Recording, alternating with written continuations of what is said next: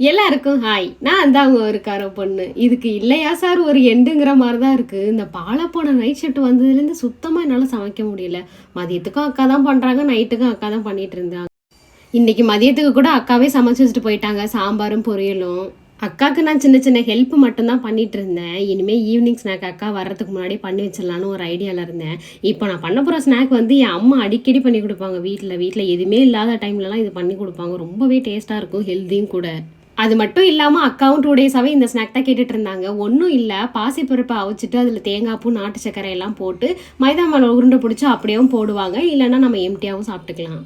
நேத்து தான் நானும் அக்காவும் சத்தியம் பண்ணிட்டு இருந்தோம். இனிமே சுகரே சாப்பிடக்கூடாது. 1 மந்த்துக்கு சாப்பிடாம இருந்து டிஃபரன்ஸ பாத்துறணும்னு.